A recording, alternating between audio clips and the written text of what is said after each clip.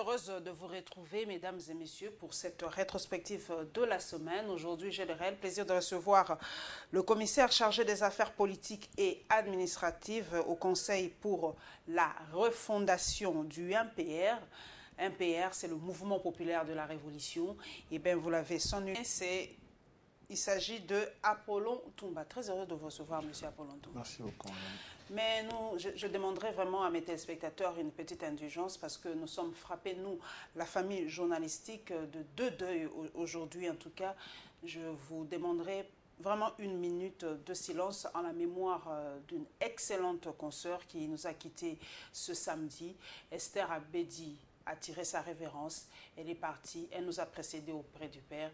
Donc, une minute de silence à la mémoire de cette grande journaliste de la République démocratique du Congo.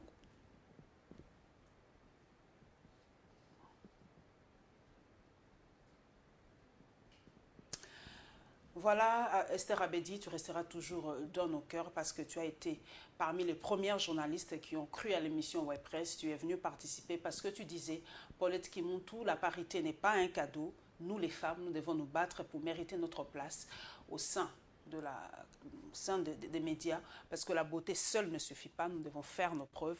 Alors, tu étais là, tu as assisté aux premières émissions de Web Presse. En tout cas, c'est un cadeau inestimable auprès de la part d'une consoeur. Et comme vous le savez aussi, j'ai dit deux nouvelles tristes. Marie-Ange Monchobekwa Likoulia a perdu son mari, Claudien Likoulia. En tout cas, toutes nos condoléances à nos deux consoeurs, à la famille de nos deux consoeurs, à la famille d'Esther Abedi et à la famille de Marie-Ange Monchobekwa Likoulia.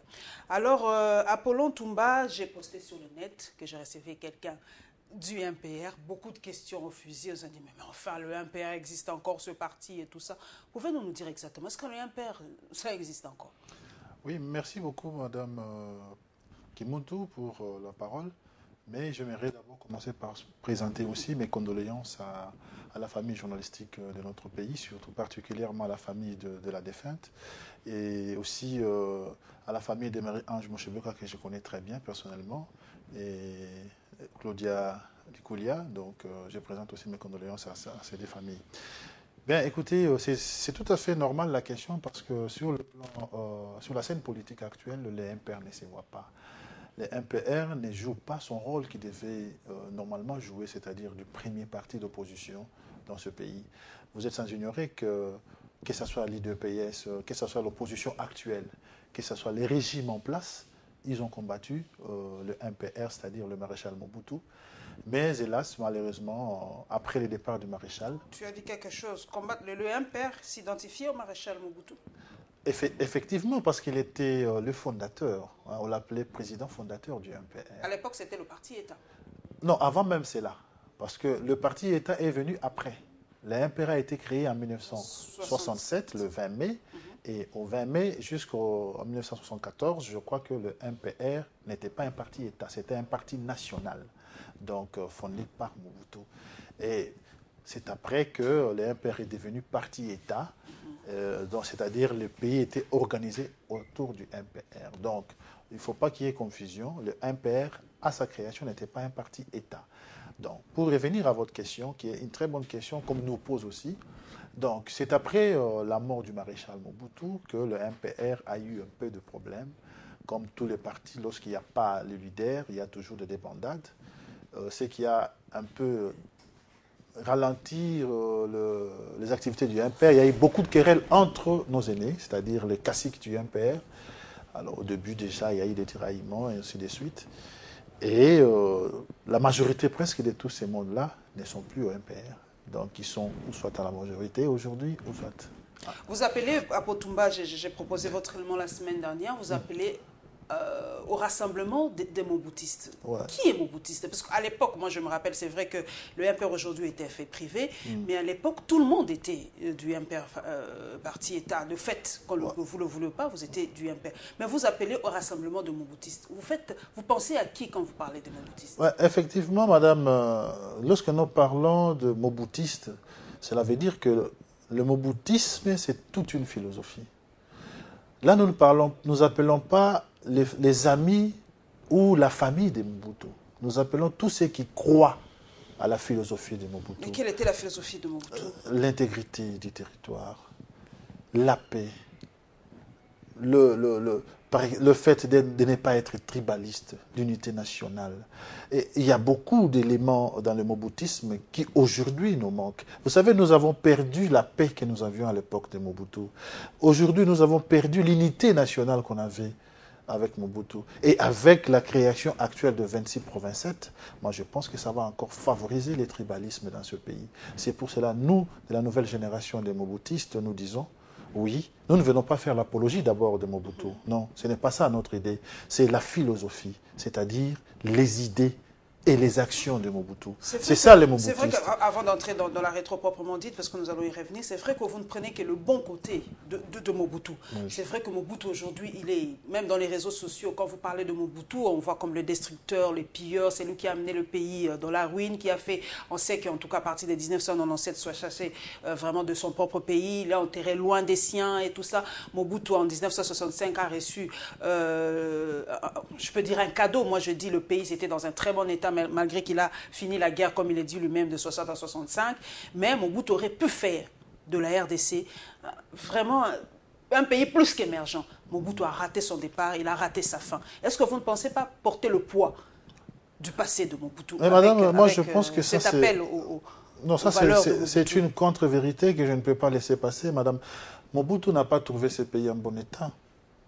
L'arrivée de Mobutu dans ce pays, c'était parce qu'il y a eu du désordre de 60 à 65.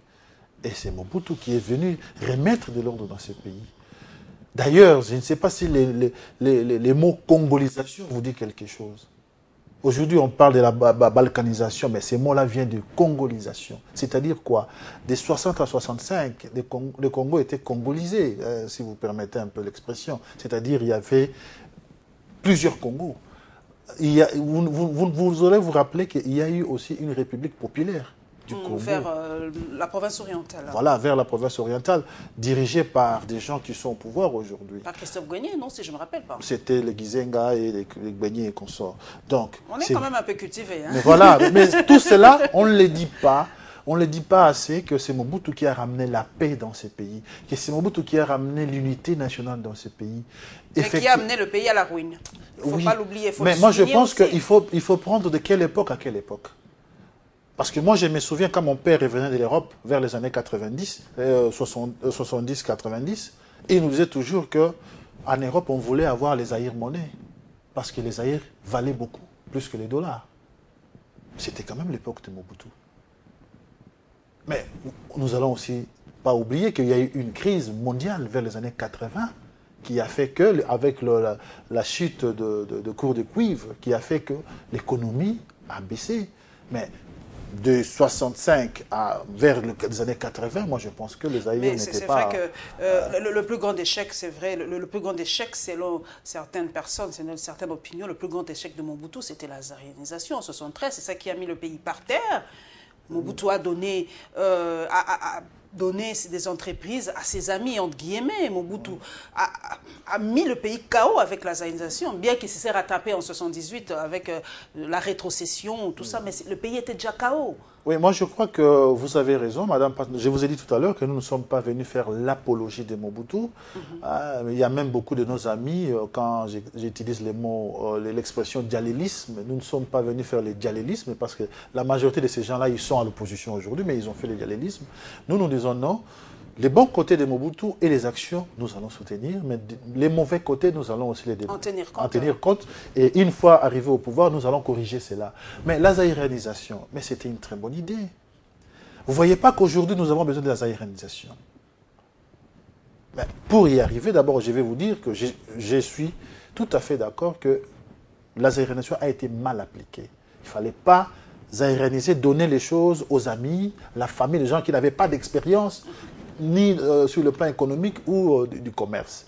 On a donné aux amis, aux chauffeurs, et aujourd'hui, l'idée était bonne, mais l'application n'était pas bonne. Même, au niveau même de la Deuxième République, il y a eu beaucoup de très bonnes idées, mais qui n'ont jamais été appliquées. Si vous lisez aujourd'hui les manifestes de Lancélé, mais si ces manifestes-là avaient été appliqués, mais les Congos seraient aujourd'hui un paradis terrestre. Mais hélas, ça n'a pas été appliqué. Mobutu n'était pas seul. il était entouré des grands professeurs d'université. Qui aujourd'hui, sont autour de l'actuel président. De l'actuel président. Et ce sont ces gens-là qui ont mis Mobutu en erreur et ils veulent encore continuer avec l'actuel régime. Mais comme on dit toujours, il n'y a pas de mauvaises troupes, il n'y a que des mauvais généraux. On veut tout mettre sur la tête de Mobutu, mais on doit savoir aussi que ce n'est pas Mobutu qui a créé tous ces concepts. Ok. Voilà, mesdames et messieurs, nous ouvrons donc cette rétrospective par l'Assemblée nationale, audience du speaker de l'Assemblée nationale, Aubin Minaku, avec l'envoyé spécial du secrétaire général de cette institution et l'affaire République démocratique du Congo, Ouganda.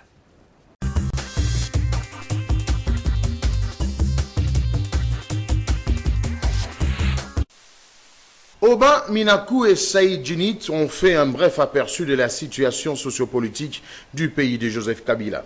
L'envoyé spécial des Nations Unies dans la région de Grand Lac était aussi venu se rassurer de la contribution du Parlement de la RDC dans l'application de l'accord cadre d'Addis Abeba.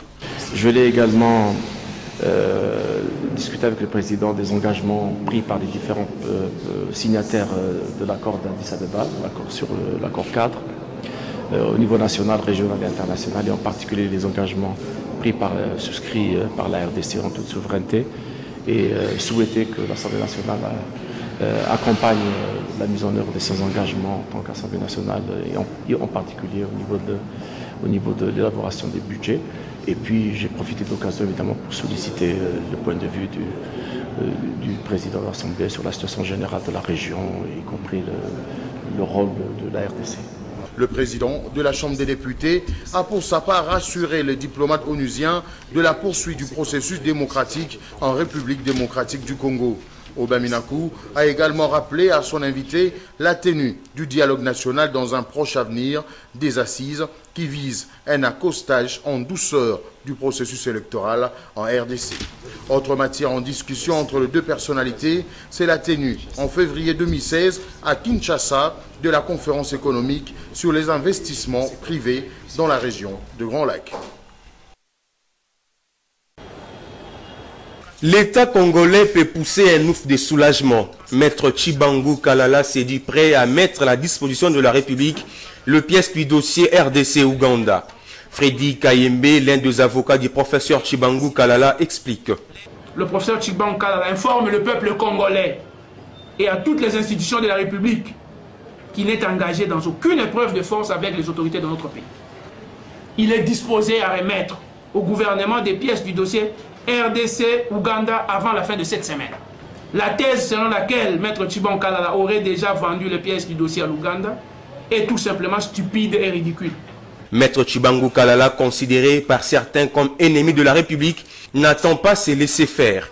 En croire le collège de ses avocats, le professeur Kalala dénonce dans cette affaire un conflit d'intérêts égoïste au détriment de l'intérêt général orchestré par l'actuel ministre de la Justice, Alexis Tambwe Mwamba. Il est donc clair que l'arrestation et la détention du professeur Tshibangu Kalala Makala, ordonnée par le ministre de la Justice, sont une vulgaire opération d'intimidation et de chantage, en vue de contraindre le professeur à remettre le dossier au cabinet Kalenga pour des raisons évidentes. La prochaine comparution entre la RDC et Ouganda à la Cour internationale de justice de La Haye est prévue pour le mois de janvier prochain. Kinshasa peut s'estimer heureux au regard des engagements pris par les professeurs Tshibangu Kalala. Ces derniers espèrent aussi voir la République honorer le sien en payant les honoraires de l'avocat de la République incarcéré.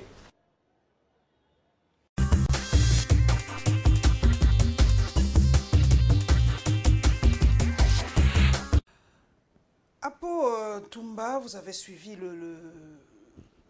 les avocats de Maître Tshibangu Kalala qui se plaignent d'un conflit d'intérêts, parce que selon lui, son arrestation est simplement arbitraire parce que le ministre de la Justice, Tambwe Mwamba, aurait aimé que ce dossier revienne au cabinet Kalenga. Est-ce que vous avez des informations par rapport à ce dossier? Bon, les informations par rapport à ces dossiers, non, mais nous suivons à la presse, comme tout le monde, l'évolution de cette histoire. Mais moi, je pense que ce n'est pas bon pour l'image de notre pays. Un gouvernement ne peut pas rentrer en conflit avec l'un de ses avocats. Moi, je pense que cette affaire aurait... Maître Tchibarou Kalala est l'avocat de la République, démocratique du Congo. Moi, je pense que c'était une affaire qui devait être traitée à l'amiable et puis sans médias. Parce qu'arriver jusqu'à l'arrestation du maître et puis la médiatisation dont cette histoire a bénéficié, moi je pense que ce n'est pas bon pour notre République. Et aussi longtemps que nous sommes en conflit avec une autre République. Et vous voyez un peu... Mais le gouvernement a parlé de chantage de la part de maître Tchibarou Kalala, qu'il aurait déjà vendu ces fameux documents à l'Ouganda et tout ça. Vous savez, en droit, est-ce qu'il y a des preuves que le maître a vendu ces documents et tout ça là? S'il y a des preuves, bon, je dirais que le maître a fauté. Mais s'il n'y a pas de preuves, ça sera un peu du chantage aussi de la part du gouvernement. Hein, donc ça, je pense que ce n'est pas bon pour l'image du pays. Hein, donc il faut que cette histoire soit réglée à l'amiable et puis voilà quoi. Par rapport à l'accord cadre d'Addis Abeba, vous avez suivi les représentants spéciaux du secrétaire général qui est venu voir Aubin Minakou, mais il y a des voix qui disent non, c'est lui qui serait probablement le médiateur dans ce dialogue qui s'annonce. Est-ce que d'abord vous allez participer au dialogue de l'OMPR? Êtes-vous pour ou contre? Vous allez participer à ce fameux dialogue? Bon, vous savez... Nous, en tant que descendants du maréchal Mobutu, le maréchal lui-même, de son vivant, il a beaucoup dialogué avec ses opposants. Hein? Parce qu'on dit toujours le mal de Mobutu aujourd'hui, mais ce qui était à l'époque où les proches... Je me rappelle, il y avait parlé de Marbre 1, 2, 3, il y a eu les accords de Gbadolité, il y a eu beaucoup... Parce que les gens croyaient peut-être qu'on nommait Tshisekedi par hasard. Hein, c'est ce que ça se dit. Ah voilà, Mobutu a nommé Tshisekedi. Mais non, il y a eu d'abord au préalable les accords, mais comme le monsieur était ce qu'il était, à chaque fois qu'on les nommait, le lendemain, il changeait. Donc nous ne pouvons qu'être pour le dialogue. Vous savez. Vous allez participer en fait? Si on nous invitait, nous allons participer, mais à condition que ce soit un dialogue franc et sincère, que nous venons parler des choses vraiment qui importante, pas venir chercher des postes gouvernementaux. Vous êtes sûr que si on vous offrait, vous, Apollo Ntumba, un poste, vous allez refuser carrément? C'est facile à dire. Nous allons refuser parce que nous n'avons pas la même philosophie que le régime en place. À condition que peut-être si demain il y a élection et que nous voyons un parti ou un groupe de partis qui ont la même philosophie que nous, peut-être là on peut. Mais au stade actuel, non, nous n'allons pas accepter. Vous avez parlé de Etienne Tshisekedi. Excusez-moi madame, c'est l'une des choses aussi que nous reprochons à l'IDEMO. Parce que pour nous, l'IDEMO ne devait pas faire alliance avec les régimes en place.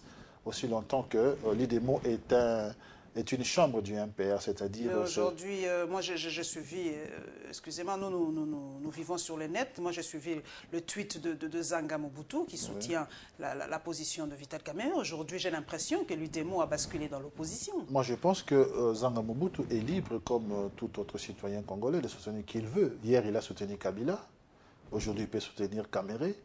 Et demain, il peut soutenir la personne qu'il veut. Mais pour nous, nous pensons que le régime actuel, il ne pouvait pas faire alliance avec. Vous voyez vous-même sa fin.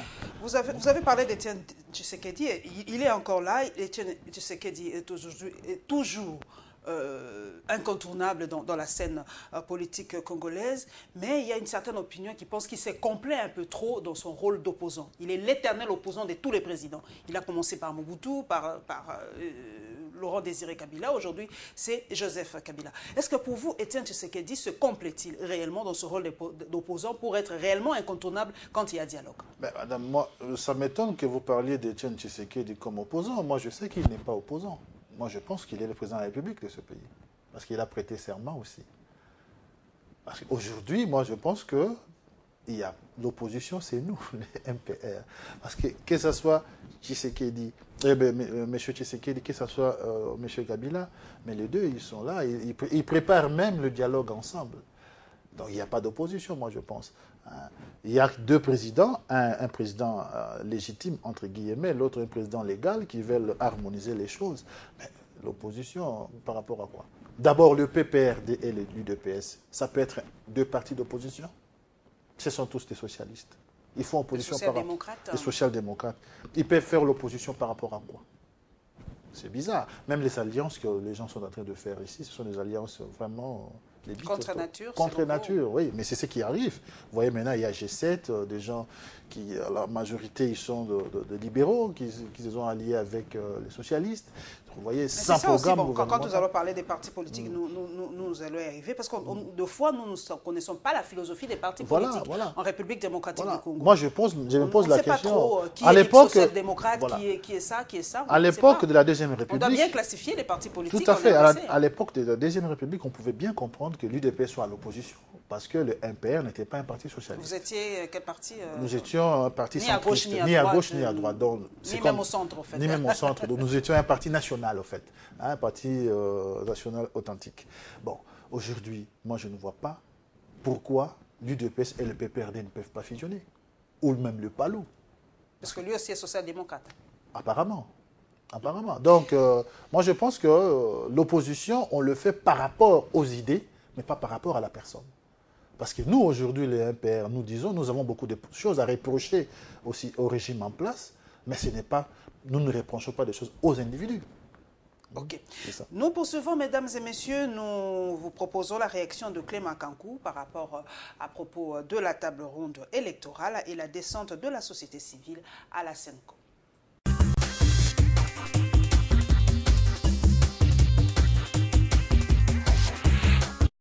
Deux stratégies ne cessent de tarir en vue de sauver le processus électoral en République démocratique du Congo. La dernière trouvaille est celle du président du mouvement pour le renouveau. Clément Kankou parle d'une table ronde électorale pour des élections réussies. Le mouvement pour le renouveau a proposé cette voie de sortie, une voie médiane qui prend en compte les préoccupations, qui prend en compte les aspirations des deux tendances pour arriver à avoir des pourparlers, arriver à avoir ce forum ou ce dialogue, on peut appeler comme on veut, mais tout simplement un cadre de concertation où nous allons répondre à toutes ces préoccupations qui, ma foi, si on ne le fait pas, ces préoccupations vont tout simplement miner le reste du processus électoral. Clément Kankou trouve en sa proposition un moyen d'organiser ce qu'il appelle des élections prioritaires dans le délai constitutionnel. Le maître mot reste le respect du délai constitutionnel. D'ailleurs, nous l'avons proposé dans cette table ronde, la passation de pouvoir, que ça soit aussi réglé dans cette table ronde pour qu'on sache comment ça se fait, parce que c'est la première fois que le Congo va voir un chef d'État passer le pouvoir à un autre chef d'État, en vie. Table ronde ou dialogue national, qu'est-ce que ces législateurs apportent de nouveau pour apaiser les esprits? L'élu de l'ex-Kasaï occidental explique. Nous proposons une démarche sectorielle qui ne touche qu'au domaine électoral. Voilà la différence entre ce que la majorité propose et ce que nous proposons. L'homme se propose de visiter partis politiques et forces vives de la République afin d'expliquer le bien fondé de sa démarche. Quelques délégués de la société civile congolaise pour le salut de la nation par un dialogue citoyen dans les locaux du secrétariat général de la SENCO. L'exercice consiste en une explication de leur démarche contenue dans leur manifeste publié le 27 octobre dernier. Et nous avons pensé commencer par la conférence épiscopale, parce que, comme vous le savez, la conférence épiscopale nationale du Congo est une grande force et qui a toujours soutenu la démarche qui est la nôtre, c'est-à-dire faire en sorte que les enfants de ce pays se rencontrent pour parler du Congo, de l'avenir du Congo. Cette organisation de la société civile se veut rassurante et pense que le dialogue, qui est un impératif, doit être également le tout dernier. Nous voulons que ce dialogue soit le dernier de la série, parce que nous voulons que désormais les problèmes de fond soient posés et des solutions définitives y soient apportées. Une démarche saluée par la toute-puissante SENCO. Elle se dit ouverte à toute idée à même d'assurer des élections apaisées, crédibles et selon le délai constitutionnel. L'enjeu de taille pour nous, c'est la réussite du processus électoral dans le respect, comme disent les évêques, de la Constitution et des délais constitutionnels. En attendant, la SENCO entend donner son avis formel après un examen de ce manifeste. Du côté de la société civile congolaise pour le salut de la nation pour un dialogue citoyen, elle reprend son bâton de pèlerin à la rencontre d'autres acteurs. D'ores et déjà, elle reste persuadée qu'un compromis politique est indispensable au pays, du moins pour résoudre les problèmes d'ordre conjoncturel.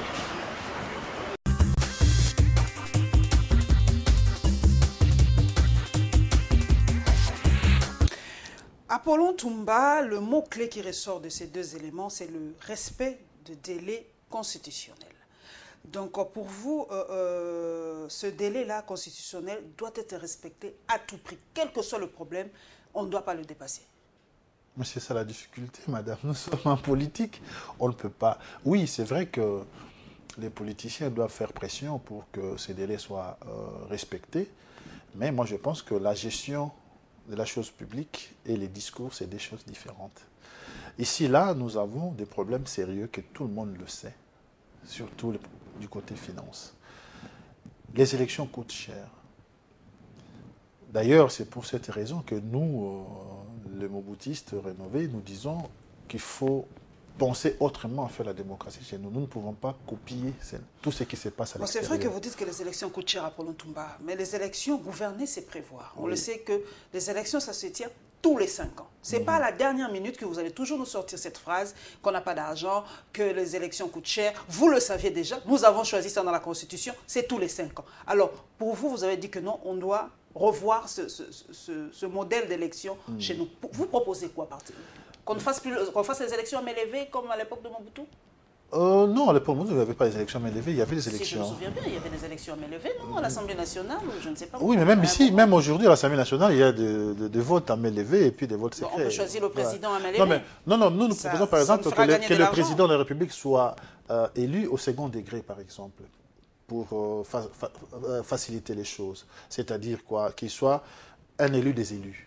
Vous interdisez au peuple, vous enlevez au peuple le droit de voter. Mais non, pas du tout. Mais le président Obama est élu par des grands électeurs. Il n'est pas élu directement par le peuple américain. Mais il y a des primaires. Justement, oui, il y a des primaires au sein de partis. Oui, mais le problème aujourd'hui, lorsque le peuple élise ses représentants, ce sont ces représentants-là qui ont mandat du peuple qui vont élire après le président public. C'est le peuple, il délègue au fait son pouvoir aux élus. Et ça, je crois que c'est quelque chose que nous devons réfléchir. Aujourd'hui, organiser les élections dans les circonstances actuelles. C'est quasiment impossible pour vous? C'est quasiment impossible. Le pays est tellement vaste.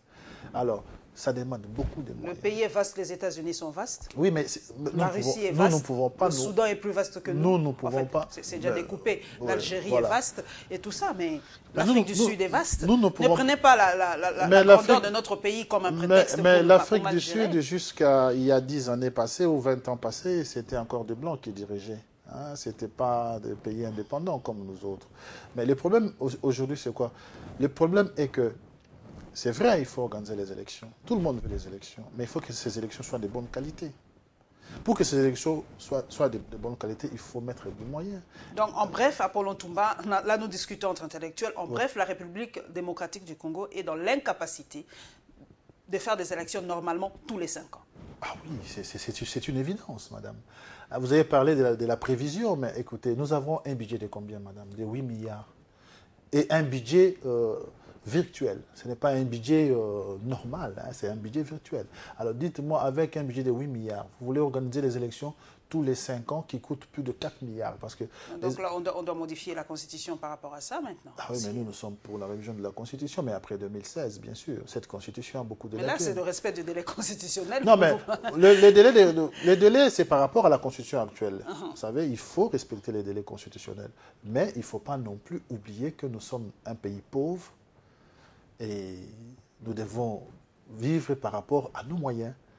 C'est pour cela le dialogue est bien indiqué pour que le politique puisse discuter, voir quelles sont les élections qui pourront être prioritaires par rapport au budget. Comme le propose Clément Kankou, il faut vraiment qu'on permette de ne pas miner le processus électoral. Mais il y a un autre monsieur de la société civile qui a dit que ce dialogue doit être le dernier de la série. Parce que déjà, depuis 1960, il y a eu des dialogues, des rencontres, avec tous les noms possibles, mais le pays ne part pas. Pourquoi ne pas respecter les choses? Parce qu'on a l'impression, Apollon Toumba, que nous pourrissons la situation parce que nous savons qu'à la fin, il y a dialogue.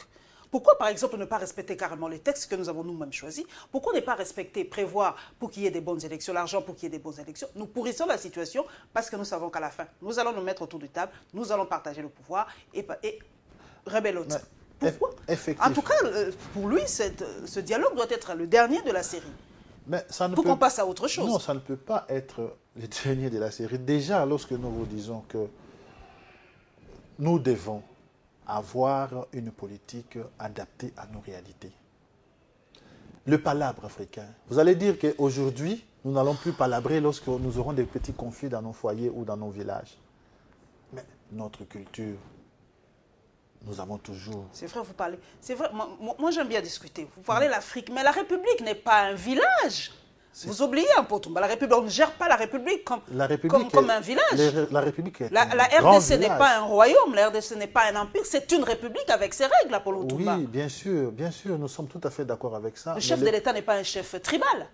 Si, c'est un grand chef. C'est pas un chef coutumier. C'est un grand chef. Il faut vraiment nuancer. Est-ce que le chef de l'État d'une république, d'un État souverain, est-il un chef tribal? Non, il n'est pas un chef tribal dans le sens d'un petit coin, mais il est chef tribal par rapport à la nation congolaise. Mais ce que je voulais dire ici, madame, c'est quoi? Je voulais dire ceci. Nous sommes nous-mêmes compliqués la vie en copiant tout ce qui vient de l'Europe.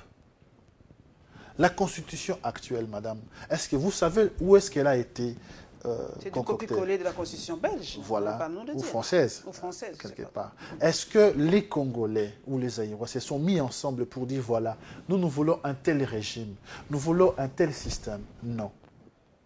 On nous a amené une constitution déjà préparée et il y a eu quelques amendements à l'Assemblée nationale et puis aller au référendum sans expliquer à la population les contenus de cette constitution. C'est ça le problème. Qu'est-ce qu'il faut, selon vous, changer pratiquement dans cette constitution? Mais il y a beaucoup de choses à changer. Comme par exemple? Comme par exemple, une petite chose. On nous dit que le Congo s'appelle Congo. Est-ce que nous tous, nous sommes des Congolais? Est-ce que tout le monde veut être Congolais? Dans quel sens? Dans le sens que nous avons déjà un peuple Congo. Mais le Congo, là, c'est pas avec un K, Apollon, c'est avec un C. Ah, c'est vous qui le dites. Mais lorsqu'on dit un C, d'où vient ce C-là? D'où vient le C du Congo? Normalement, ça devait s'écrire avec un K.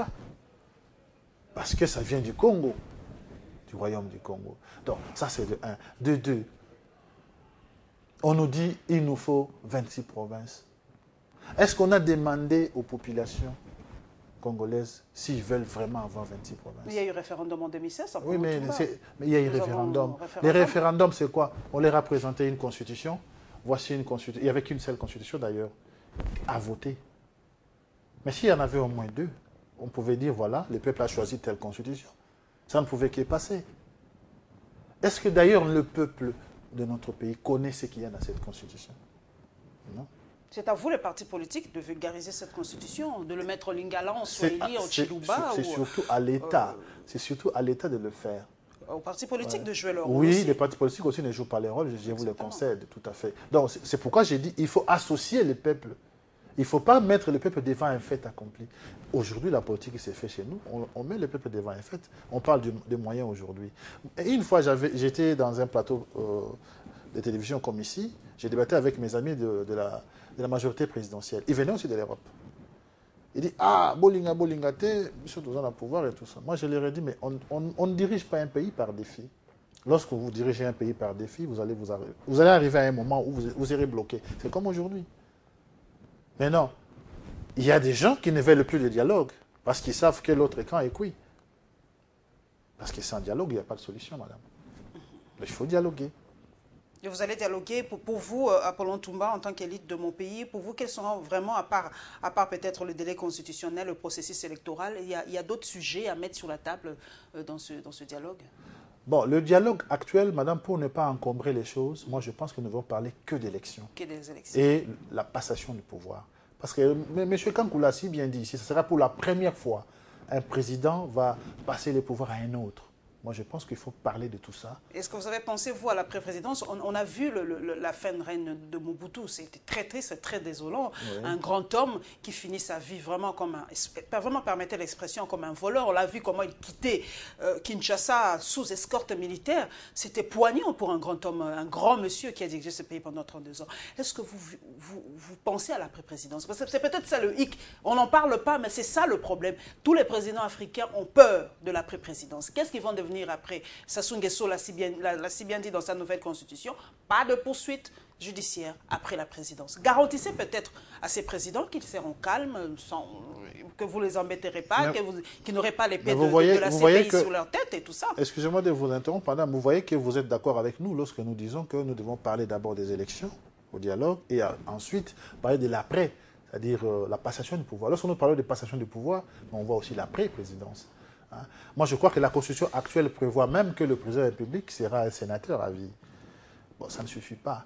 Il faut aussi lui garantir l'après. C'est pourquoi je vous dis que la politique, ce n'est pas ce qui se dit à la télé ou ce qui s'écrit pendant les journaux. La politique, c'est du réel. Il faut garantir à celui qui va partir. Oui, effectivement, vous avez rendu les bons services dans ce pays. Voilà, après votre départ, c'est que nous allons vous proposer. C'est que la République va faire pour vous. Alors, si quelqu'un n'est pas sûr qu'après son départ, il sera en sécurité, il va s'accrocher au pouvoir. Nous poursuivons, mesdames et messieurs, ce chapitre est consacré, aux commissaires spéciaux, l'atelier de remise à niveau ou de renforcement des capacités de ces derniers. Et par rapport à l'opposition, nous suivons donc leur réaction par rapport à la nomination des commissaires spéciaux. Plus de détails dans ce condensé.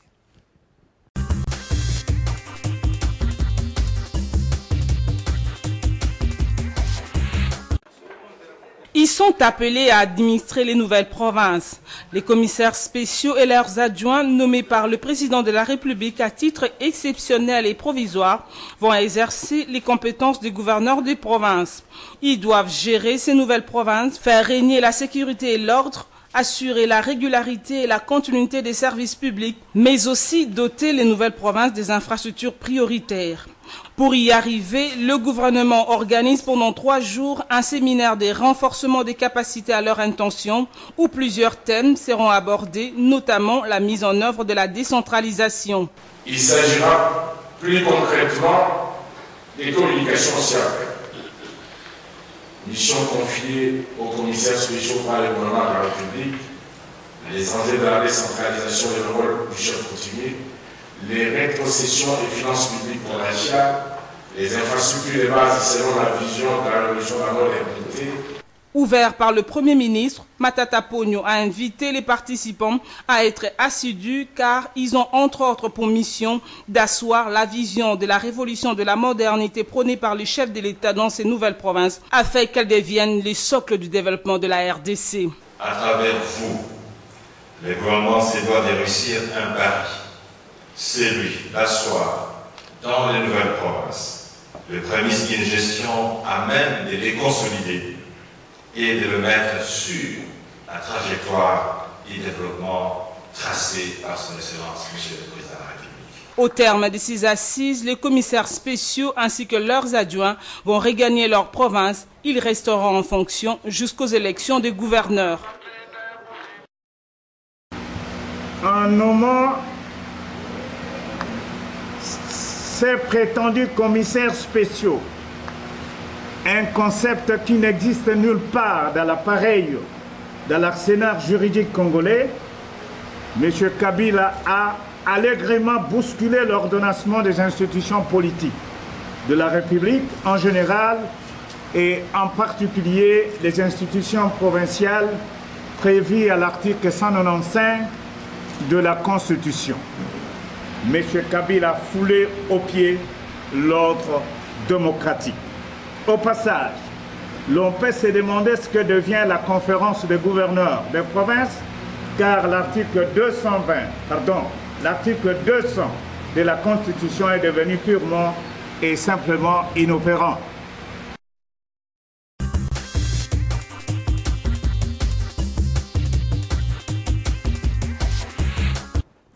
Les commissaires spéciaux sont là, Apollon Toumba, qu'on le veuille ou pas, qu'on les traite de n'importe quoi, permettez l'expression, comme le dit bien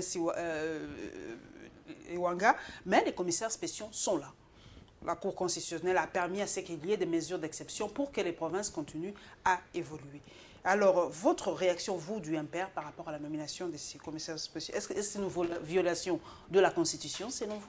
Oui, je pense que c'est une violation de la Constitution parce que les commissaires généraux ou spéciaux, là, ils ne sont pas prévus par rapport à la Constitution. Ce sont des mesures exceptionnelles. Pour nous, il ne faut pas chercher les Oui, mais les mesures exceptionnelles, il fallait que ça soit politique. Il ne fallait pas que ça soit que cela vienne de la Cour constitutionnelle, moi, je pense. Mais on est allé leur demander leur avis par rapport à ça. Ils ont donné leur avis, ils ont dit non, trouver des mesures exceptionnelles pour permettre à ce que le province mais il fallait. Est-ce que les mesures, ça demandait qu'on nomme les commissaires spéciaux? Mais qui allait diriger ces provinces? Non, mais les anciens gouverneurs pouvaient bien diriger jusqu'à. Mais ils ont été démembrés.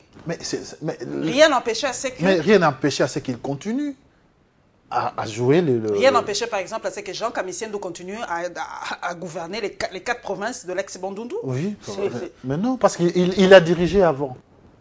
Il y avait des agents des territoriales qui étaient sur place, qui travaillaient avec lui.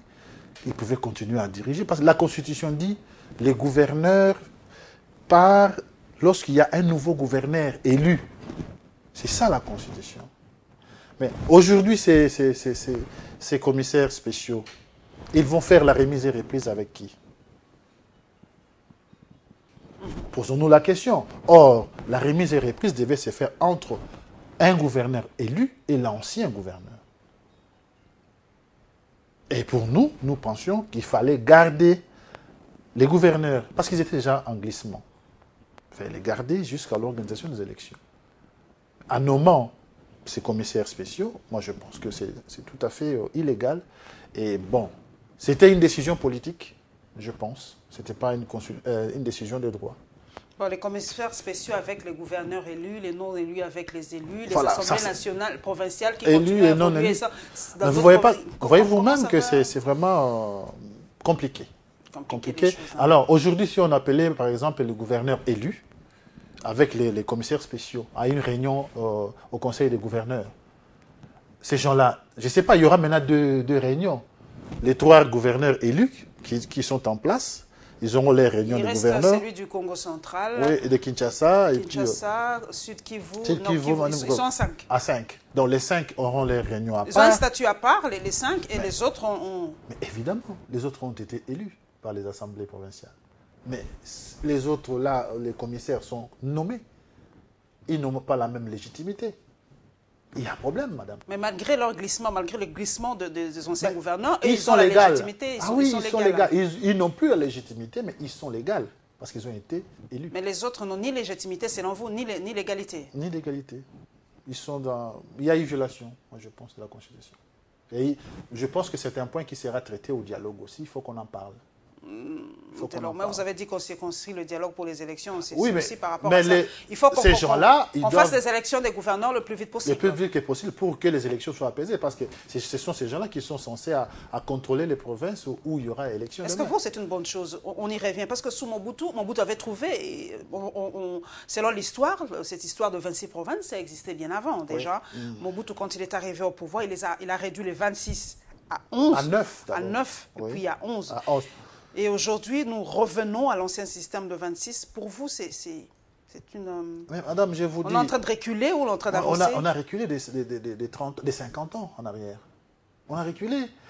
Moi, j'étais, il n'y a pas longtemps... Mais le fait de rapprocher les administrants des administrés, pour vous, c'est pas ce sont des discours, madame. Les Belges nous ont administrés à 8000 km. Est-ce que vous... Bien trouvé, ça.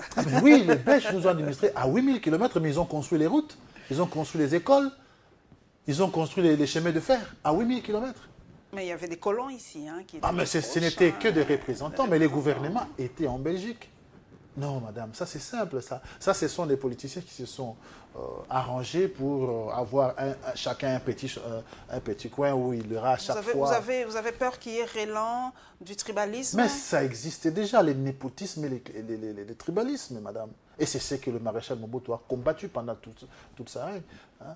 Et aujourd'hui, nous, les nouveaux Mobutistes, nous n'accepterons plus qu'il y ait encore de tribalisme. Pour vous, on doit revenir aux 11 provinces. Même réduire à 4 provinces. Qui seront? Qui seront une province lingalaphone, une province lubaphone et une province swahiliphone, tout simplement. Tout simplement. C'est là pour créer une unité nationale. Parce que moi, je me rappelle, moi je suis originaire du Kasaï par exemple, on avait les Tétéla, on avait les Songé et les restes. Mais aujourd'hui, chacun a son coin. Les Songé ont leur province, les Tétéla ont leur province. Déjà là, entre Tétéla, ça crée déjà entre Tétéla des problèmes, entre Songé des problèmes. Or, lorsqu'on était ensemble, les Songé devaient être ensemble parce qu'ils sont dans les Kasaï, dans le Grand Kasaï. Donc nous pensons vraiment, sincèrement, dans notre politique que nous voulons remettre dans ce pays, au lieu de 9 ou de 11 ou de 26, de revenir à 4 provinces, plus la ville de Kinshasa 5, et essayer de créer cette unité-là. Parce que le MPR réunissait tout le peuple congolais, à l'époque, le peuple des Aïrois. Mais aujourd'hui, nous n'avons pas de point de repère. Or, les provinces peuvent demain être nos points de repère.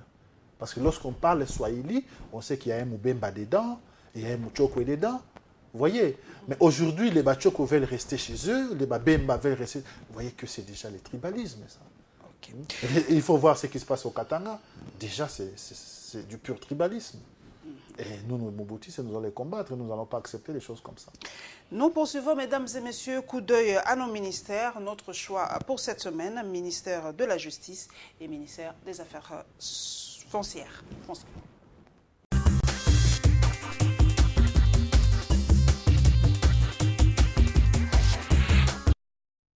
Il a été constaté par une commission interministérielle que la plupart de ces adoptions avaient été faites en ne respectant pas le prescrit de la loi. La loi est très claire là-dessus.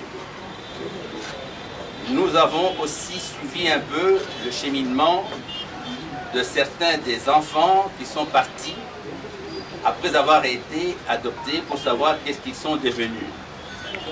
Et nous avons découvert un certain nombre de choses qui blessent la conscience des parents. Nous avons considéré qu'il y avait 69 cas qui peuvent être libérés immédiatement.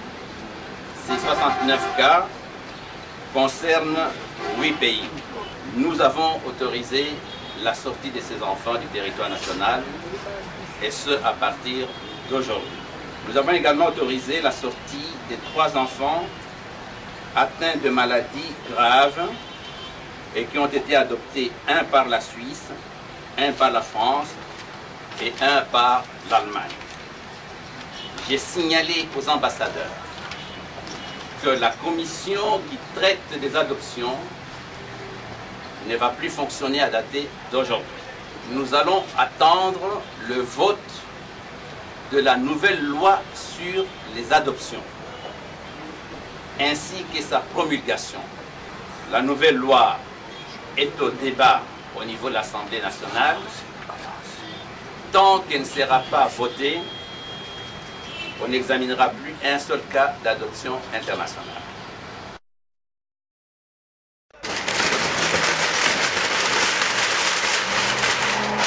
Au total, 23 lotissements anarchiques démolis durant 2 jours par les bulldozers sur les sites de Daipen dans la commune de Lantélé et Renatessat dans la commune de Maluku. La délégation conduite par le ministre des Affaires foncières, constituée du ministre de l'Habitat et Urbanisme, du conseiller du Premier ministre en matière des infrastructures et du commissaire provincial de la police, a exécuté le mot d'ordre du président de la République, celui d'assainir les secteurs fonciers et immobiliers. Il vous souviendra que depuis le mardi passé, après avoir identifié quelques sites faisant l'objet de constructions anarchiques, depuis hier d'ailleurs, nous sommes descendus sur les sites. Le ministère des Affaires foncières a prévu parmi les objectifs la lutte contre les constructions anarchiques. Et cet objectif s'inscrit dans le cadre de la vision fondamentale de M. le Président de la République, chef de l'État, son Excellence Joseph Kabila Kabange, la vision de la révolution de la modernité. Une opération que le ministre Gustave Mbolo Konkeli entend étendre dans toutes les provinces de la RDC.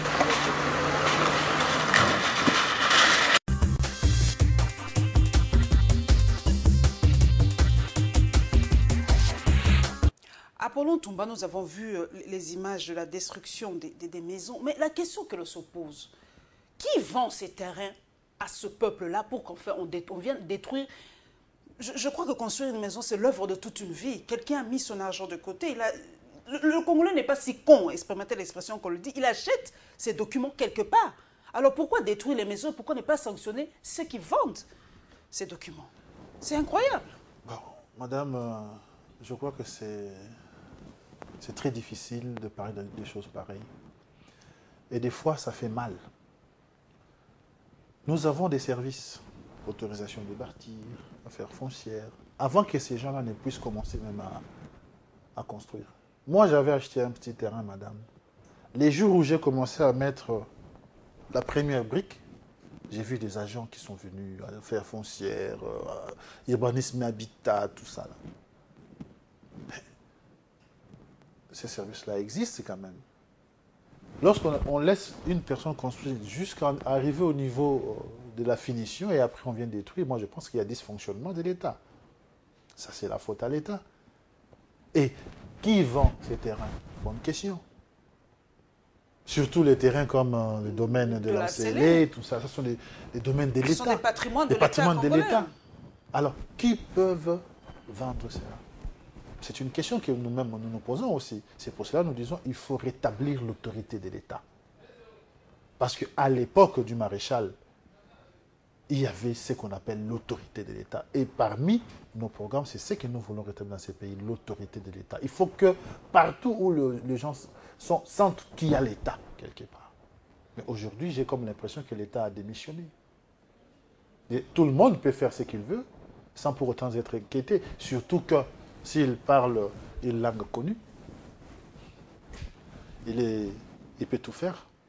Par rapport à l'adoption, nous avons suivi le ministre Tambo Mwamba. On a quand même permis à certaines familles étrangères de faire sortir une soixantaine d'enfants adoptés en République démocratique du Congo.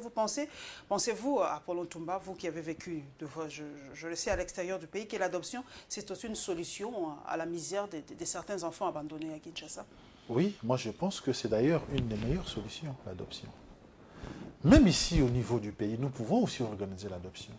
Parce que nous avons aussi des familles ici qui cherchent à avoir d'enfants. Mais pourquoi le Congolais n'adopte pas ses propres compatriotes? C'est une bonne question. Moi, je me pose souvent la question, est-ce que l'adoption n'est réservée qu'aux étrangers, comme le tourisme? Non. Pourquoi l'adoption n'est pas dans notre culture d'adopter des enfants? Moi, je pense que ce sont les termes qui sont un peu difficiles, mais nous adoptons déjà beaucoup, nous, en Afrique. C'est dans la famille. C'est dans la famille. C'est dans la famille. Mais les problèmes maintenant... Un enfant dans un orphelinat ou ailleurs, c'est pas dans notre culture. Il faut que ça soit organisé.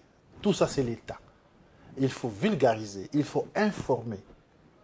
Quel est l'intérêt, pourquoi adopter, tout ça.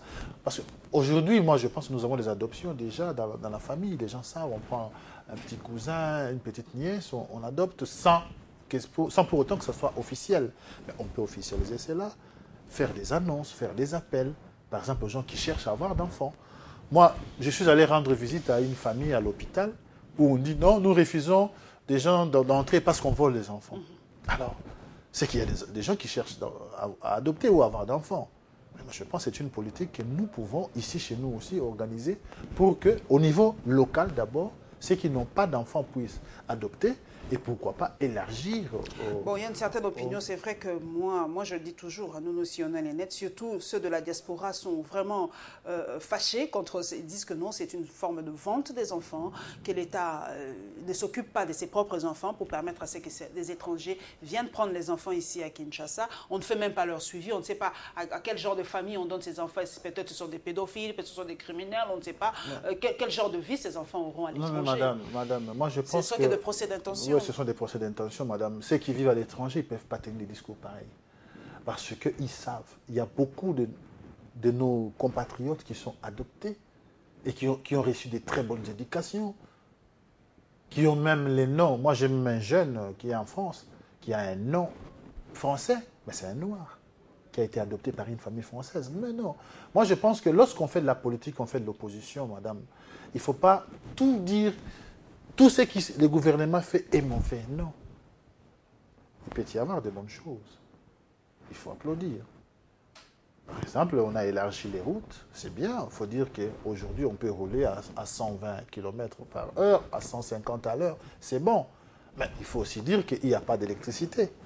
Il n'y a pas de l'eau potable. Vous voyez, mais il ne faut pas tout mettre en noir. Non, moi je pense que la politique d'adoption, nous devons vraiment y réfléchir dans notre pays, que ça commence d'abord au niveau local, qu'on cherche les familles qui cherchent à adopter d'enfants, ici chez nous. Si ici chez nous, il n'y a pas de demandeurs, là on peut penser à donner à d'autres. Ce n'est pas vraiment un péché, moi je pense que c'est d'ailleurs une bonne politique. Il y en a même qui disent que c'est antichrétien d'adopter, c'est satanique entre guillemets, parce qu'aujourd'hui tout est lié entre Dieu et Satan. Mais non, au XXIe siècle, on ne peut pas dire des choses comme ça, madame. Moi je pense que c'est une solution même pour... Il y a beaucoup de familles aujourd'hui qui ont beaucoup d'enfants qui ne peuvent pas en supporter. Mais si jamais il y a des gens qui peuvent supporter 1 ou 2 enfants de cette famille-là, pourquoi pas, madame? Pourquoi pas. Alors la suite, mesdames et messieurs, nouvelle de nos partis politiques, réaction des partis politiques par rapport au dédoublement des noms des partis politiques en République démocratique du Congo et les démentis de l'ARC par rapport au congrès de ce parti qui s'est tenu à la Fikine. Et puis nous allons terminer par la dissidence au sein du MCR.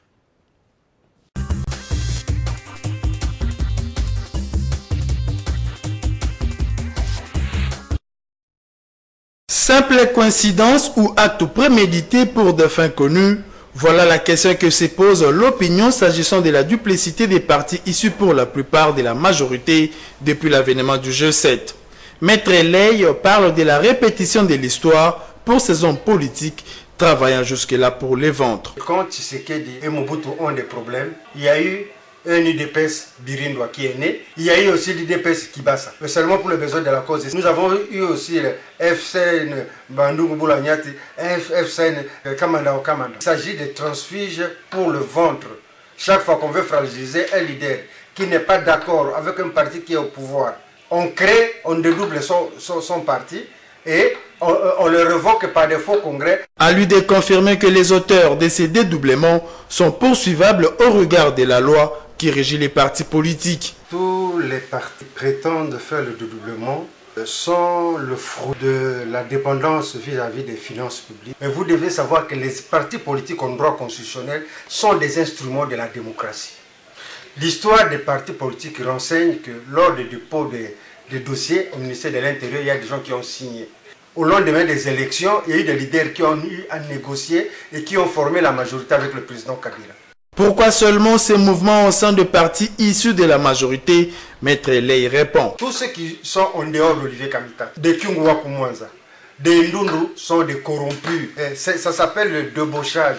Les gens qui ne peuvent pas vivre en dehors du pouvoir. Or, je l'ai toujours répété, la politique n'est pas un travail. Quels sont les vrais partis politiques touchés par ces mouvements? Seul l'avenir nous en dira plus. Il s'agit cette fois-ci de l'Alliance pour le renouveau du Congo qui reconnaît Olivier Kamitatu comme son initiateur et autorité morale. Et lui, c'est son secrétaire général.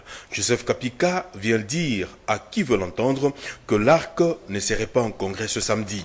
Conformément à nos statuts, conformément à notre règlement intérieur, le congrès qui est l'organe suprême du parti ne peut être convoqué que par le président national du parti. Et à l'heure qu'il est, à l'heure où je vous parle, il n'y a qu'un seul président national du parti, qui est l'honorable Comte de Villa Kikanda. Si des personnes sans mandat ni qualité se proposent d'organiser un congrès, ça ne peut être qu'un congrès pirate. C'est de la supercherie. C'est même de l'imposture. Au-delà de ce qui apparaît comme démenti, Joseph Kapika dénonce ce qu'il qualifie de confusion et compte sur l'arbitrage du ministère de l'Intérieur. Le ministère de l'Intérieur, c'est notre gardien. Le ministère de l'Intérieur a l'obligation de protéger les partis qui sont légitimement constitués. Soyez sûrs et certains qu'ils vont se mettre le doigt dans l'œil parce qu'ils sont dans l'illégalité et ils ne méritent qu'une seule chose, d'être traduits en justice. Joseph Lapika a également rappelé qu'il existe un seul parti politique dénommé ARC en RD Congo. C'est lui présidé par Kondevila Kikanda.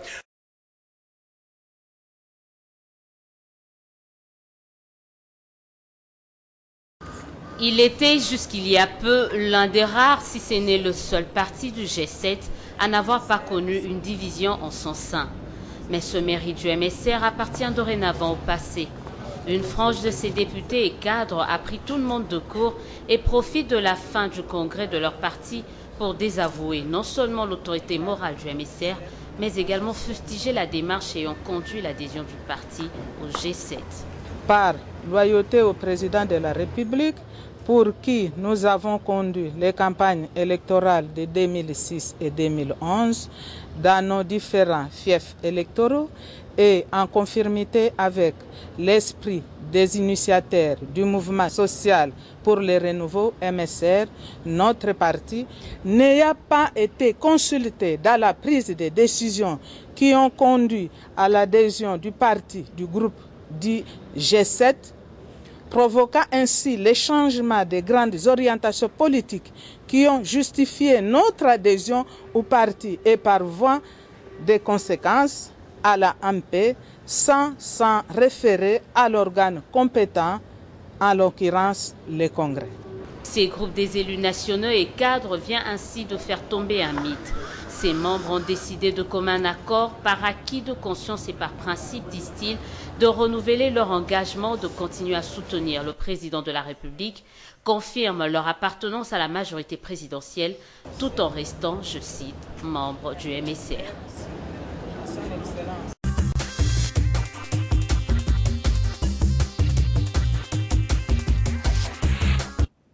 Apollon Toumba, votre réaction à chaud quand on regarde tous ces partis politiques congolais?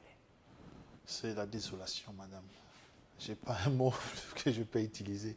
Mais écoutez, madame, vous savez, le 24 avril 1990, lorsque le maréchal Mobutu a libéralisé la formation des partis politiques, il avait dit que les impairs existants déjà, il lui fallait chercher deux petites sœurs ou deux petits frères. C'est-à-dire, il avait voulu que le parti soit limité à 3. Aujourd'hui, nous, les Mobutistes, les nouveaux Mobutistes, nous lui donnons raison. Nous avons plus de 400 partis politiques qui existent. Si nous ajoutons les dédoublements, donc nous irons dans les 800 partis politiques. Et impair, vous en avez aussi 2 ou 3? Non, il n'y a qu'un seul impair, qui est l'impair fait privé. D'ailleurs, c'est... Dirigé par Madame Nzouziwa Mbombo, si je ne me trompe pas, non? Une très bonne question, parce que il y a beaucoup de gens qui croient encore que c'est Mme Nzouziwa Mbombo qui dirige le MPR. Non, Mme Nzouziwa Mbombo n'est plus présidente du MPR. Mme Nzouziwa Mbombo a, pour des raisons de santé, voilà, elle a laissé la présidence au président Timba, Simon Timba, qui est l'actuel président du MPR fait privé. Malheureusement, le président Timba n'est pas trop médiatique et puis le parti est vraiment à l'immobilisme total. C'est pour cela on ne le sait pas. Mais vous me donnez l'occasion d'éclairer l'opinion parce que tout le monde, même à l'extérieur, il pense que c'est Maman Nzouzi qui est l'actuelle présidente. Non. Pour des raisons de santé, elle a... Par rapport au dédoublement, là, ça pose aujourd'hui problème. Vous avez suivi l'ARC qui dément. Il y a un autre ARC qui va tenir un congrès au Palais du Peuple. Le MSR qui est dans l'opposition, une partie des députés qui dit non, on ne nous a pas consultés. Voilà. Mais c'est quoi l'ambiance? D'ailleurs, un député est détenteur du pouvoir de son parti politique. Lorsqu'il ne fait plus partie de ses partis politiques, il doit rendre ce pouvoir-là. C'est ça la légalité. Un député ne peut pas, parce que son parti a quitté la majorité, rester par la force à la majorité. Non. Ils ont agi en âme et conscience, selon vous. Ce n'est pas élégant. Ce n'est pas élégant. Ce n'est pas élégant. Tout le monde sait que l'ARC, c'est le parti d'Olivier Kamitatou. Tout le monde sait que le MLC, c'est le parti de Jean-Pierre Bemba. Alors, lorsque vous me dites qu'aujourd'hui, il y a 2 MLC, comme madame, ça, c'est de la fantaisie politique. Mais quel est le rôle du ministère de l'Intérieur alors? Justement, c'est ça le problème. Parce que le ministère de l'Intérieur doit accepter les noms ayant les mêmes, comment on appelle ça, abréviations ou sigles? Non, pas du tout. D'ailleurs, la loi l'interdit. La loi l'interdit. On ne peut pas avoir deux partis de même nom et de même, avec les mêmes logos. Non, la loi l'interdit. Donc tout cela, c'est politique. C'est pour cela que nous disons, il faut qu'on arrive au parti d'idéologie. C'est-à-dire, nous voulons que la Constitution organise cette histoire de partis politiques. Que la Constitution limite le nombre de partis politiques. Si vous dites que vous êtes socialiste, l'UDPS, le PPRD, ensemble. Si vous dites que vous êtes centriste, les MPR en tête, venez avec les MPR. Vous dites que vous êtes des libéraux, mais suivez Jean-Pierre Bemba, faites l'alliance des libéraux. Moi, je pense que ça sera plus facile. Aujourd'hui, avec 400 partis, on ne sait plus se retrouver. On ne se retrouve pas. On ne sait plus qui est qui. D'où, moi, je pense qu'il faut réglementer tout ça. C'est pourquoi nous vous disions que nous sommes pour la révision constitutionnelle. Sur le plan des partis politiques, nous voulons que la Constitution limite le nombre de partis politiques. Aujourd'hui, on peut en créer autant qu'on veut. Donc, une libéralisation Je ne veux pas terminer, en tout cas, cette histoire de partis politiques. Je sais qu'à un moment, vous suivez l'idéologie de Mobutu, la philosophie de Mobutu, mais un grand journal international avait qualifié notre actuel président de Mobutu Light. Et ça avait créé un tollé à l'époque.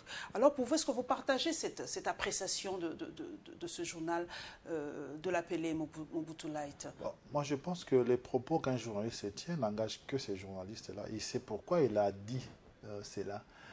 Mobutu Light, par rapport à quoi, je ne sais pas. Par rapport à l'idéologie, déjà, non. Parce que nous ne sommes pas des lumumbistes. Et par rapport peut-être au comportement, je ne sais pas. Mais moi, je pense que Mobutu Light, c'était peut-être un titre pour vendre le journal. Tout simplement. Tout simplement. Mais aujourd'hui, on a l'impression, Apollon Toumba, que Mobutu n'est pas reconnu. Oui. Mobutu n'est vraiment pas reconnu. Et même quand on parle des descendances, nous sommes les descendants de Kimpavita, voilà, de Lumumba, de voilà, Laurent Désiré Kabila. Voilà. Mais on a l'impression qu'on a gommé 32 ans du passage du maréchal Mobutu. Est-ce que Mobutu n'a fait que du mal en RDC? Est-ce que Mobutu a fait des réalisations à l'ex-Zaïre? Est-ce que pour vous, quelle est la place que l'on doit donner au maréchal Mobutu aujourd'hui? Merci beaucoup, madame. Cette question me va vraiment au cœur. Parce que c'est l'une des raisons que nous sommes mobutistes aujourd'hui. Il y a des amis qui nous disent, mais vous aussi, les MPR, Mobutu, tout ça, mais il faut oublier. Mais c'est fait sciemment. C'est fait sciemment. Lorsque le Parlement siège au Palais du Peuple, quand je dis Parlement, c'est-à-dire l'Assemblée nationale et le Sénat, mais c'est construit par qui? Par Mobutu. On ne les dit pas assez. Lorsqu'on dit des bonnes choses de la Deuxième République, même les intellectuels disent, dans le temps passé, au moins l'éducation était meilleure. Au lieu simplement de dire que dans le temps de Mobutu, l'éducation était meilleure qu'aujourd'hui. C'est fait sciemment, parce que nous n'avons que des courtisans, des gens qui veulent pleurer au chef. C'est-à-dire dire des choses que ça peut plaire au régime, mais c'est ça. Oh, Mobutu a fait beaucoup de bonnes choses dans ce pays. Aujourd'hui, il y a le barrage d'Inga. On l'a appelé hier éléphant blanc. Mais nous avons appris qu'une partie de ces barrages est vendue aux étrangers. Mais c'est une réalisation de Mobutu. Lorsqu'on parle de... La plus grande échec, la zaïnisation de Mobutu. Oui, là, nous... Aujourd'hui, nous avons suivi le classement Forbes des hommes les plus riches d'Afrique. Il n'y a aucun Congolais, mais quand on a cité la RDC, ce ne sont pas des Congolais qui sont cités parmi les hommes les plus riches d'Afrique. Mais madame, moi, je vais vous dire qu'à l'époque de Mobutu, il y avait des riches Congolais. Il y avait des Lusakivana, il y avait des Kisombe, il y avait des Fonchi, il y avait des Bemba Saolona. Mais citez-moi aujourd'hui un seul Bemba Saolona congolais. Bemba avait des avions. Ils avaient des travailleurs blancs. C'est pour cela que nous disons que s'il faut revenir avec la réalisation, nous allons le faire. Nous voulons créer une classe moyenne zaïroise. C'est-à-dire quoi? La richesse de notre pays doit être contrôlée par les nationaux. Aujourd'hui, même pour du pain, il n'y a que les étrangers. Si on est des restaurants en ville ici, il n'y a que les restaurants des étrangers. Et là où un petit Congolais fait son restaurant, il n'y a même pas des gens qui viennent parce qu'ils veulent aller là où il y a un blanc. Est-ce que vous trouvez ça normal, madame? Non. Moi, je pense qu'il faut parler des bonnes choses aussi de Mobutu. S'il y avait des mauvaises choses, nous l'acceptons, nous l'assumons, mais il y a eu beaucoup de bonnes choses. Le stade Camagnola, qui est juste à côté du Palais du Peuple, c'est le maréchal Mobutu qui l'a fait construire. L'OZRT, aujourd'hui RTNC, la voie du Zaïre, c'est Mobutu qui l'a fait. Mais moi, je ne sais pas. Citez-moi une réalisation faite dans le 16 ans du régime actuel qui est plus que le Palais du Peuple, qui est plus que la RTNC. Parce que Mobutu a fait tout ça dans le 16-20 années de son pouvoir. Mais on n'en parle pas assez. On diabolise Mobutu. Les jeunes qui ne connaissent pas Mobutu disent que Mobutu était mauvais. Mais lorsque nous faisons un dictateur sanguinaire qui a tué beaucoup de ses compatriotes et tout ça, qui ne voulait pas lâcher le pouvoir. Est-ce qu'à l'époque du maréchal Mobutu, nos mamans étaient violées, nos femmes, nos enfants étaient violés jour et nuit sans réaction? Non, madame. À l'époque du maréchal Mobutu, moi, je n'ai jamais entendu un seul coup de feu. À l'époque du maréchal Mobutu, il n'y avait pas de Kuluna.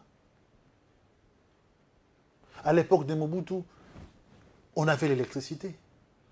On avait l'eau potable. Lorsque l'électricité partait, on nous informait pourquoi l'électricité était partie. Est-ce qu'aujourd'hui, les jeunes savent pourquoi l'électricité part? Ils ont même créé des mots délestage que je n'ai jamais compris. Qu'est-ce que ça veut dire? Il y a encore un autre mot là, fédérer, si c'est fédéré, je ne sais pas. Étiage. Tout ça là, nous ne l'avons jamais connu ça. Donc, tout ça, à l'époque de Mobutu, tout ça n'a pas existé. Mais on n'en dit pas. Alors, aujourd'hui, il faut que Mobutu revienne pour réparer les courants. Il faut que Mobutu revienne pour remplacer les tuyaux de la Régie des eaux. À notre époque, régulièrement, il y avait des tuyaux qui étaient remplacés avec Mobutu. Voilà. Nous allons clôturer, mesdames et messieurs, par le volet social. Nous allons terminer par le sit-in des médecins et la réaction de GED par rapport à l'arrestation de notre confrère Daniel Nsafou.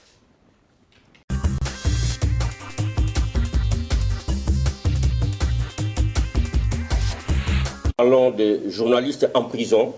C'est des journalistes qui sont en prison au moment où nous publions notre rapport.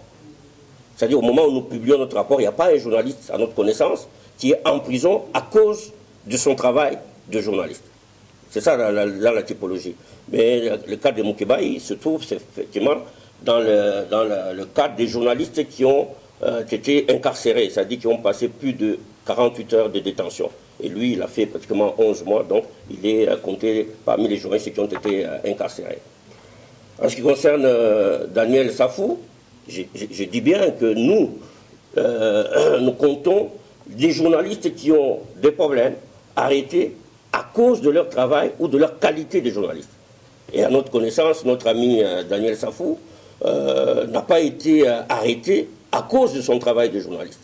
Là, il était en train d'animer une conférence en tant que, je crois, conseiller du gouverneur, quelque chose comme ça, en tant qu'analyste politique, et donc c'est dans ce cadre-là qu'il y a eu des problèmes.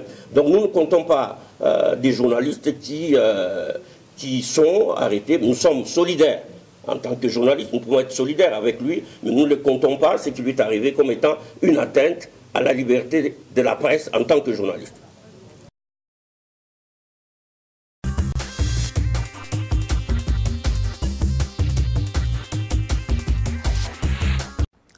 Apollo Toumba, je veux que dans l'élément passé, vous avez nommé et cité toutes les grandes réalisations de Mobutu. Mais moi, en tant que journaliste, en tant que femme des médias, je sais que la liberté de ton et d'expression que nous avons aujourd'hui, nous ne l'avons pas sous Mobutu. C'était difficile sous Mobutu de critiquer le chef, de critiquer le grand léopard. Aujourd'hui, moi, je peux me permettre de parler de Joseph Kabila sans être, en tout cas, menacé, entre guillemets. Mais à l'époque, parler du mal du maréchal Mobutu, c'était signer presque son arrêt de mort. Il faut l'admettre. Mais c'est faux et archi faux, madame. Comment ça? Mais qui a libéralisé la presse? Ce n'est pas, n'est-ce pas, Mobutu? La loi qui régit actuellement le média dans ce pays, ça a été voté à l'époque de Mobutu. Je vous concède qu'à l'époque de Mobutu, il n'y a pas eu multitude de chaînes de télévision. C'était fait à dessein aussi, non? Bon, moi je pense aussi qu'aujourd'hui, il y a à boire et à manger par rapport aux chaînes de télévision. Il y a d'autres chaînes qui se disent chaînes, mais qui ne sont pas vraiment des chaînes de télévision. Mais ça, ce n'est pas le débat d'aujourd'hui.